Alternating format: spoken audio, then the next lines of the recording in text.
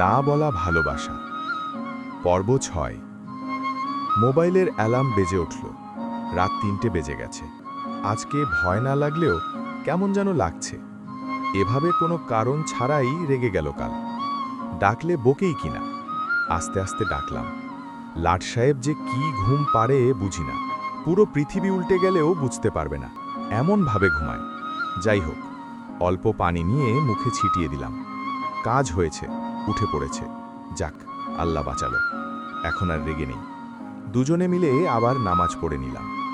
আজকে আর কলেজে যাওয়া হলো না। রাইসাকে কল দিয়ে বলে দিলাম। রাইসাও আজ আসবে না। রাফি সকালে অফিসে যাবে, তাই মায়ের সাথে রান্না করতে সাহায্য করতে গেলাম।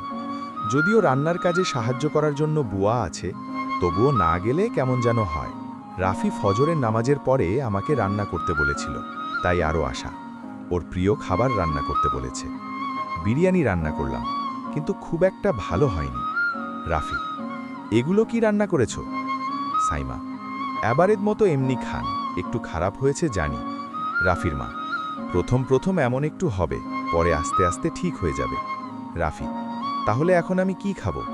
রাফির আব্বু: আরও অন্য খাবার আছে তো, সেইগুলো খাও। রাফি: কিন্তু এইটা ভালো হয়নি, এসব মিখে দেয়া যায় না। রাফির আব্বু: রাসূলুল্লাহ সাল্লাল্লাহু আলাইহি ওয়াসাল্লামের কোনো খাবার পছন্দ হলে খেতেন অথবা রেখে দিতেন, কখনো কোনো খাবারের দোষ বর্ণনা করেনি। রাফি মুখ ভার করে খেয়ে উঠে চলে গেল। রুমে যেয়ে সব রেডি হতে সাহায্য করলাম, উল্টো বকা দিল। খুব কষ্ট পেয়েছি, চুপচাপ চলে আসলাম। দুপুরে রাফি বাসায় আসছে, কিন্তু অভিমান করে আমি কথা বলিনি। ও একবারও আমার সাথে কথা বলল না। জানি ও কোনো কথা বলবে না, তাই সব অভিমান ভুলে আবার নিজেই কথা বললাম। সাইমা: ব্যস্ত আছেন? রাফি: না। সাইমা: কি রান্না করব? বিরিয়ানি আবার করি? এবার ভালো হবে ইনশাল্লাহ। রাফি: তখন দেখলাম অভিমান করে চুপ করে আছো, এখন আবার নিজেই কথা বলছো, বিষয় কি? সাইমা: যা ভাবলাম সেটা হলো না, তাই নিজেই কথা বলছি। রাফি: কি ভাবলে? সাইমা: হাদিসে পড়েছিলাম হযরত আয়েশা রাদিয়াল্লাহু আনহা অভিমান করে চুপ করে থাকত, কোনো কথা বলতো না। আর রাসূলুল্লাহ সাল্লাল্লাহু আলাইহি ওয়াসাল্লাম আয়েশা রাদিয়াল্লাহু আনহার এত রাগ ভাঙাত। তাই আমিও অভিমান করে আয়েশা রাদিয়াল্লাহু আনহার মতো চুপ করেছিলাম। কিন্তু কেউ কি আছে যা আমার অভিমান ভাঙাবে? তাই নিজেই কথা বললাম। কথাটা হয়তো রাফির মনে বেঁধেছে। রাফি: তুমি সবসময় এমন কথা বলো কেন? সাইমা: আপনি কওমি মাদ্রাসার মেয়ে বিয়ে করলে বুঝতে পারতেন, সেও এভাবে বলতো। আচ্ছা, আমি যাই। এই বলে চলে আসলাম। এবার একটু ভালো করে রান্না করতে হবে। রান্না শেষ করতে মাগরিব হয়ে গেল। নামাজ পড়েই বই নিয়ে পড়তে বসলাম। দীর্ঘ সময় পড়ার পর রাইসার দেয়া বইয়ের দিকে দৃষ্টি চলে গেল।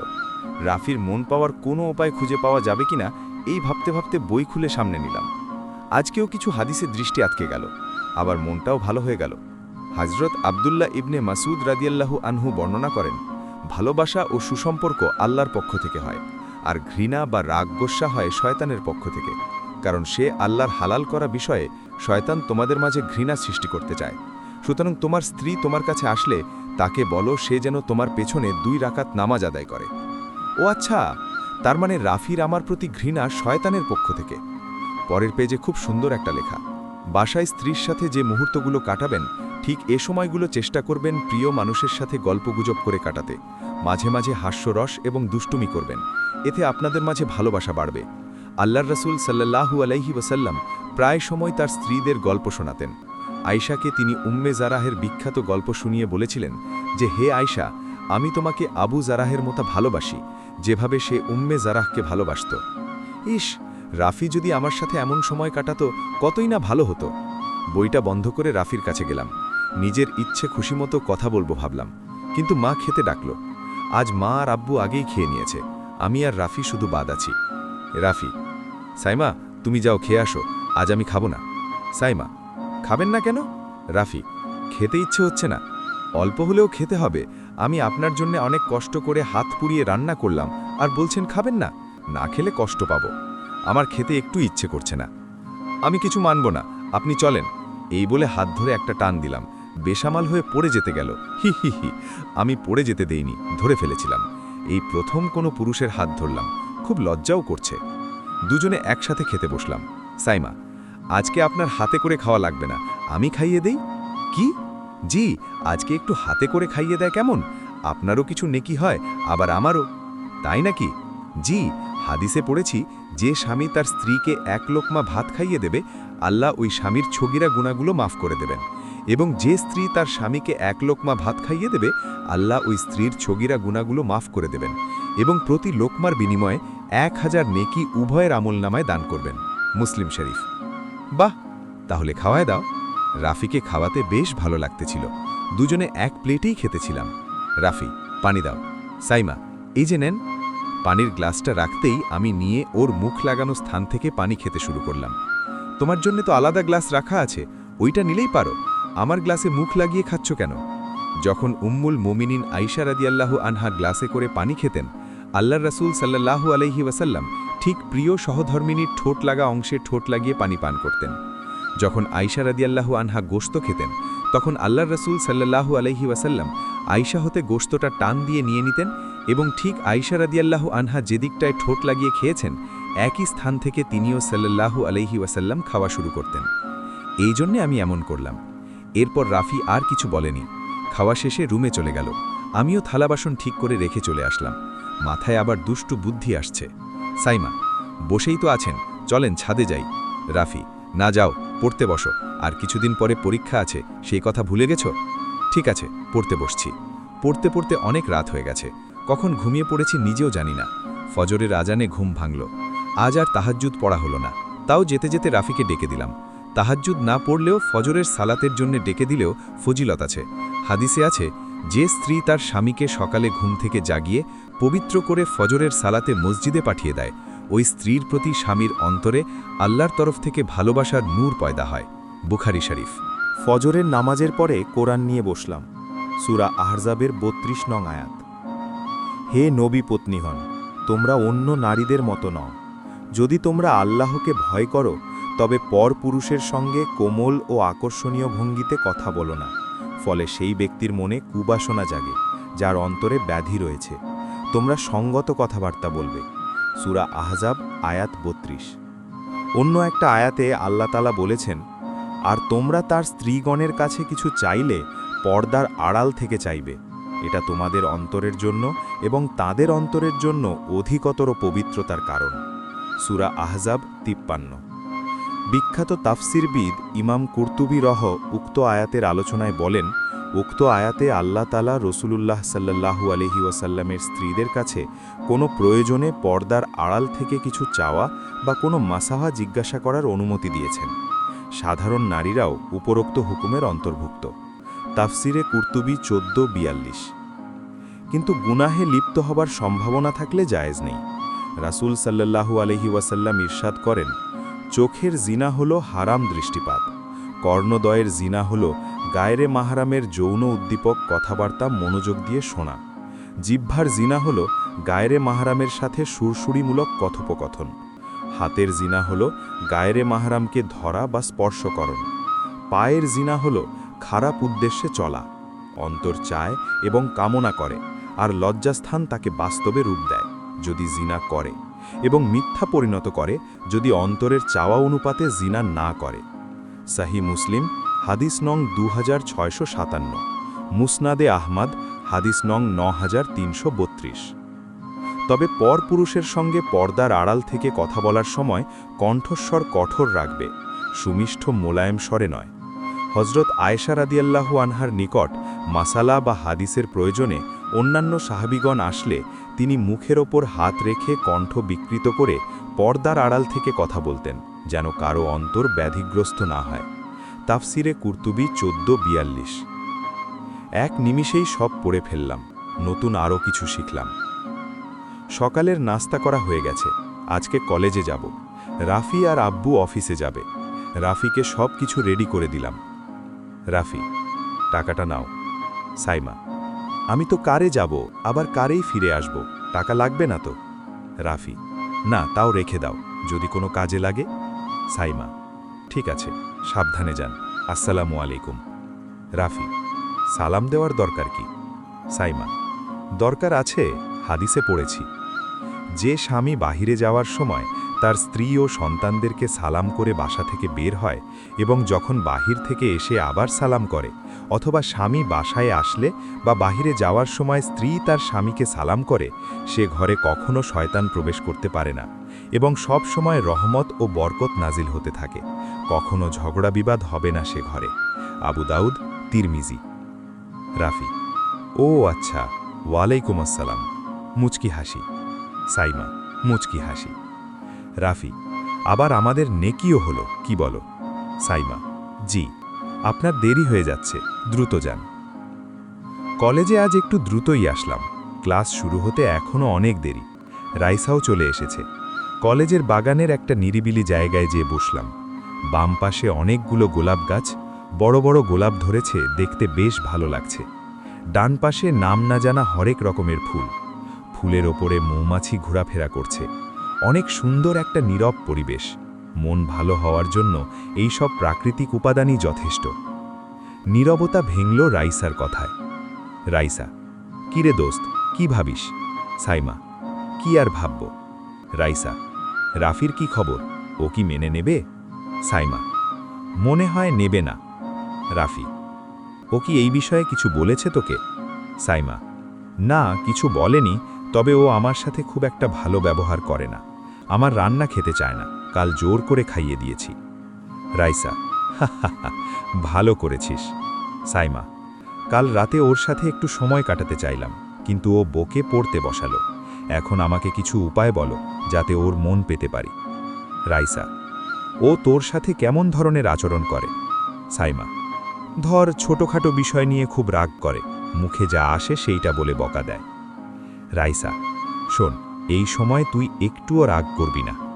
সাইমা: যখন ও রাগ করবে তখন তুই একদম চুপ করে থাকবি, কান্না করবি, তাও ঝগড়া করবি না। ও যখন ওর ভুল বুঝতে পারবে তখন ঠিকই কষ্ট পাবে। সাইমা: আমি এমনিতেও ওর মুখের ওপর উঠে কিছুই বলি না।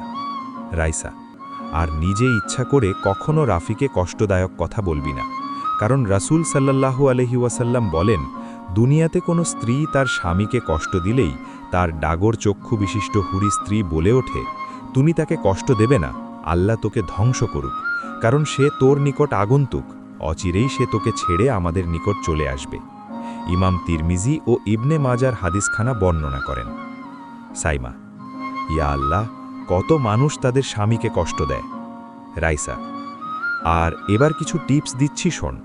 সাইমা: রাইসা: রাফি রাতে যখন বাড়িতে আসে তখন হাসি মুখে সালাম দিয়ে দরজা খুলবি, এটা হাদিসেও আছে। সাইমা: আজ সকালে এমন একটা কাহিনী করেছিলাম, সকালের কাহিনী বললাম। রাইসা: আর রাফির জন্য সাজগোজ করবি, ও যখন বাড়িতে আসে তার আগেই সাজগোজ শেষ করবি। সাইমা: এক্কেবারে সাজগোজ? রাইসা: আয়েশা রাদিয়াল্লাহু আনহার কাছে যেসব সুগন্ধি থাকত সেগুলো থেকে উত্তম সুগন্ধি হজরত আয়েশা রাদিয়াল্লাহু আনহা রাসূলুল্লাহ সাল্লাল্লাহু আলাইহি ওয়াসাল্লামকে লাগিয়ে দিতেন।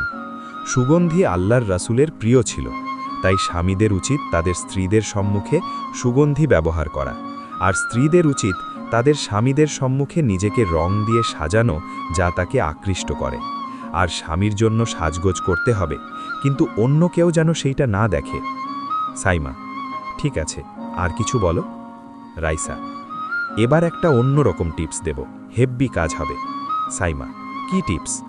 রাইসা: রাফির প্রতি তোর ভালো লাগা ভালোবাসাগুলো একটা ডায়েরিতে লিখে রাখবি, আর সেই ডায়েরিটা এমনভাবে রাখবি যাতে মাঝে মাঝে রাফির সামনে পড়ে আরও খুলে পড়ে। খুলে পড়লেই রাফি বুঝতে পারবে যে তুই রাফিকে কতটা ভালোবাসিস। সাইমা: এই বুদ্ধিটা দারুণ। রাইসা: ক্লাসের ঘন্টা পড়ে গেছে, চল এবার। সাইমা: প্রতিদিন এভাবে টিপস চাই কিন্তু। রাইসা: টিপস অবশ্যই দেব, আর আমার দেওয়া বইগুলো ভালো করে পড়বি। সাইমা: দুটো শেষ করে ফেলেছি, বাকিগুলো দ্রুত হবে ইনশাআল্লাহ। রাইসা: আর শোন, মাঝে মাঝে টাকা জমিয়ে রাফিকে কিছু গিফট দিবি, এটাও অনেক কাজে আসে। সাইমা: আচ্ছা। কথা বলতে বলতে ক্লাসে চলে আসলাম। 2 সপ্তাহ চলে গেল এর মধ্যেই। রাইসার দেওয়া টিপসগুলো ভালোভাবে ফলো করেও খুব একটা ভালো ফল পাচ্ছি না। একরাশ হতাশা নিয়ে পড়ার রুমের ব্যালকনিতে দাঁড়িয়ে আছি। মনে বিভিন্ন ভাবনার উদয় হচ্ছে। আর হয়তো রাফির মন পাব না। রাফি আদৌ আমাকে মেনে নেবে না। তবে এখনও আরও অনেকভাবেই চেষ্টা করা যাবে, সেগুলো করে দেখতে হবে। হালকা হালকা বাতাসে আশেপাশের গাছগুলো নড়ছে। পাখিরা পড়ন্ত বিকেলে বাড়ি ফেরার প্রস্তুতি নিচ্ছে। আকাশ লালচে বর্ণের আগে থেকেই। পুকুরে অনেকগুলো রাজহাঁস খেলা করছে। অনেক সুন্দর একটা মনোরম পরিবেশের মধ্যে আমি চুল খুলে দাঁড়িয়ে আছি। এমন পরিবেশ পেলে আগে কিচ্ছু চাইতাম না, আর এখন পেয়েও একাকিত্বে ভুগছি। হঠাৎ করে পুকুরের পাশের ফ্ল্যাটের ব্যালকনিতে নজর গেল। একটা যুবক আর একটা যুবতী, সম্ভবত ওরা স্বামী স্ত্রী। ওদের ফ্ল্যাটও অনেক সুন্দর দেখতে। ব্যালকনিতে দুইজন বসে গল্প করছে। মেয়েটার কোলে মাথা রেখে কিছু একটা বলছে। মেয়েটাও অনেক খুশি, দেখতে ভালো লাগছে। এইভাবে হজরত আয়েশা রাদিয়াল্লাহু আনহা আর রাসূলুল্লাহ সাল্লাল্লাহু আলাইহি ওয়াসাল্লাম অনেক সময় কাটাতেন। হাদিসে পড়েছিলাম, আল্লাহর রাসূল প্রায় সময় উম্মুল মুমিনিন খাদিজা রাদিয়াল্লাহু আনহার কোলে মাথা রাখতেন এবং তার মৃত্যুর পর আয়েশা রাদিয়াল্লাহু আনহার উরুর ওপর মাথা রেখে শুতেন। যখন আয়েশা রাদিয়াল্লাহু আনহা ঋতুবর্তী অবস্থায় উপনীত হতেন, তখন তিনি তার উরুর ওপর মাথা রেখে কোরআন তেলাওয়াত করতেন। এসব দৃশ্য দেখে খুব খারাপ লাগছে। আজকে আমার জীবনেও এমন দিন আসতে পারত, কিন্তু আসেনি। চোখের কোণে না চাইতেও জল চলে এসেছে। আর দাঁড়িয়ে থাকতে পারলাম না। রুমে চলে আসলাম, অজু করে নিলাম। নামাজ পড়ে আল্লাহর কাছে সাহায্য চাইতে হবে। আল্লাহ তাআলা তো মুমিনদের বিপদ দিয়ে পরীক্ষা করেন। সালাতের মাধ্যমে আল্লাহর কাছে সাহায্য প্রার্থনার কথা বলা হয়েছে। দেরি না করে সালাতে দাঁড়িয়ে গেলাম। মনটা খুব খারাপ। নীল ডায়েরিতে কিছু লিখছি। হঠাৎ দরজায় কারো উপস্থিতি লক্ষ্য করলাম। দ্রুত ডায়েরিটা বন্ধ করে পিছনে তাকিয়ে ভয় পেয়ে গেছি। রাফি দাঁড়িয়ে আছে। ডায়েরিটা লুকানোর চেষ্টা করেও ব্যর্থ হলাম। রাফি ডায়েরিটা দেখে ফেলেছে। রাফি: এই, তুমি ডায়েরি লেখো? সাইমা: জি, লিখি। রাফি: ডায়েরিটা দেখি কি কি লিখেছ। সাইমা: ডায়েরিতে কি লেখা সেটা দেখার লাগবে না, এখন থেকে পালাতে হবে। রাফি: দাও দাও দেখি। রাফি আগ্রহসহ আমার দিকে এগিয়ে আসছে। আমি তো ভয়ে শেষ। একবার যদি ডায়েরিটা রাফির হাতে পড়ে তাহলে কি হবে ভাবতে পারছি না। কত কিছু লেখা আমার ডায়েরিতে। রাফি এক পা করে আমার দিকে আগ্রহসহ এগিয়ে আসছে, আর আমি পিছাচ্ছি। সাইমা: এভাবে এগিয়ে আসছেন কেন? রাফি: ডায়েরিটা পড়ব। সাইমা: এটা আমার পার্সোনাল ডায়েরি। রাফি: তাতে কি হয়েছে, দাও। এই সুযোগে আমি দিলাম এক দৌড়। ছোটবেলা থেকেই খুব ভালো দৌড়াতে পারতাম, আর এভাবে দৌড়াবো রাফি ভাবতেও পারিনি। এক দৌড়ে রুমের বাইরে এসে পড়েছি। পাশের রুমে যে পালানোর চেষ্টা করলাম। পাশের রুমে একটা জায়গায় ডায়েরিটা লুকিয়ে ফেলেছি। এবার বাইরে এসে রাফির সামনে দাঁড়ালাম। ও এখনও আমাকে ধরার জন্য দৌড়াচ্ছে। অবশেষে নিজে ইচ্ছেই ধরা দিলাম। রাফি: বাবা, এত জোরে দৌড়াতে পারো আগে জানতাম না। সাইমা: আমি ছোট থেকেই ভালো দৌড়াতে পারি। একবার স্কুলে খেলায় দৌড়ানোর জন্য ফার্স্ট হয়েছিলাম। রাফি: তাহলে আমাকে দেখে এভাবে পালালে কেন? সাইমা: এই, রাগ করেন না, প্লিজ শোনেন। রাসূলুল্লাহ ও হজরত আয়েশারা মাঝে মাঝে দৌড় প্রতিযোগিতা করতেন, কিন্তু আপনাকে বললে তো করবেন না, তাই আমি একটু চালাকি। রাফি: ও তাই নাকি? রেগে।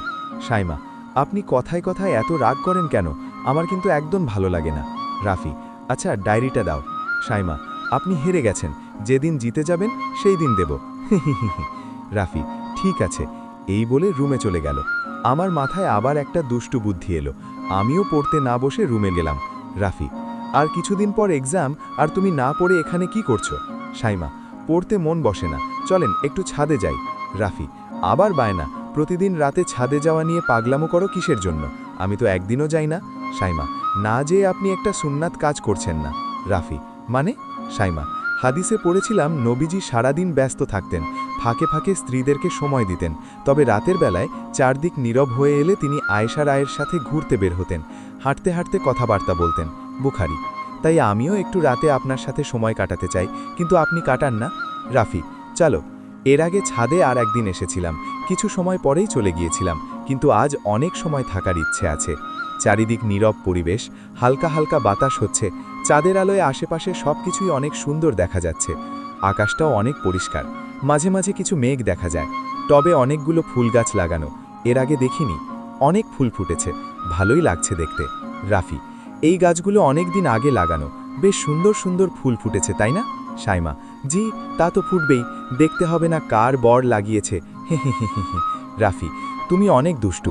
সাইমা: আপনার জন্যই। রাফি: ভাবছি আরও কিছু ফুল গাছ কিনে লাগাবো। সাইমা, অনেকগুলো গোলাপ লাগাবেন, আর যখন গোলাপ ফুল ফুটবে সেই ফুল দিয়ে আমাকে প্রপোজ করবেন। রাফি, কত শখ দেখো, এত কষ্ট করে ফুল গাছ লাগাবো আমি, যত্ন নিব আমি, আর সেই ফুল দিয়ে তোমাকে প্রপোজ করব। এ হে হে হে, কত শখ। এভাবে অনেক সময় গল্প করলাম। আকাশ ভরা তারা মিটিমিটি জ্বলছে, অসাধারণ পরিবেশে দুইজন আছি। দিন দিন নিজের প্রতি উদাসীন হয়ে যাচ্ছি। এর জন্য হয়তো মাথা ব্যথা করে। এমন মাথার চুলগুলো অনেক বড়, ঠিকমতো শুকায় না। কি করব বুঝতে পারছি না। ফজরের নামাজের পর অনেক সময় ধরে বইতে কিছু একটা খুঁজে চলছি। অনেক সময় পরে কাঙ্ক্ষিত সেই বিষয়ে লেখা পেয়ে গেলাম। অনেক সুন্দর করে লেখা। মহিলাদের চুলের ক্ষেত্রে শরিয়াতের মৌলিক নীতিমালা হল: ১. মহিলারা চুল লম্বা রাখবে। হাদিস শরীফ থেকে জানা যায় যে উম্মাহাতুল মুমিনিনরা চুল লম্বা রাখতেন। ২. এ পরিমাণ খাটো করবে না যে পুরুষের চুলের মতো হয়ে যায়। হাদিস শরীফে পুরুষের সাদৃশ্য অবলম্বনকারিণী মহিলার প্রতি অভিসম্পাত করা হয়েছে। ৩. চুল কাটার ক্ষেত্রে বিজাতীয়দের অনুকরণ করবে না, কারণ হাদিসে বিজাতীয়দের অনুকরণ করতে নিষেধ করা হয়েছে। অতএব যে মহিলার চুল এত লম্বা যে কিছু অংশ কাটলে পুরুষের চুলের সাথে সাদৃশ্য হবে না, তার জন্য ওই পরিমাণ কাটা জায়েজ। পক্ষান্তরে যার চুল তত লম্বা নয়, বরং অল্প কাটলেই কাঁধ সমান হয়ে যাবে আর পুরুষের বাবরি চুলের মতো দেখা যাবে, তার জন্য অল্প করেও কাটার অনুমতি নেই। তবে জটিল অসুস্থতার কারণে চিকিৎসার প্রয়োজনে অভিজ্ঞ ডাক্তারের পরামর্শ মানে চুল ছোট করা, এমনকি জরুরতবশত কামানোরও অনুমতি রয়েছে। অতএব 4 আঙুল পরিমাণ কাটা যাবে এ কথা সর্বক্ষেত্রে প্রযোজ্য নয়, বরং চুল বেশি বড় থাকলে, যেমন কোমর সমান চুল থাকলে 4 আঙুলের বেশি পিঠের মাঝামাঝি করে কাটা জায়েজ। তবে সর্বাবস্থায় ফ্যাশনের অনুকরণ করা থেকে বিরত থাকা জরুরি। উপরোক্ত মূলনীতির আলোকে মহিলারা তাদের চুল খাটো করতে পারবে, এর জন্য সময়েরও কোনো বাধ্যবাধকতা নেই। আর কেউ না জায়েজ পরিমাণ কেটে ফেললে বা বিজাতীয় অনুকরণে চুল কেটে ছোট করে ফেললে তাওবা ইস্তেগফার করতে হবে। সহিহ বুখারী 2002/874, জামে তিরমিজি।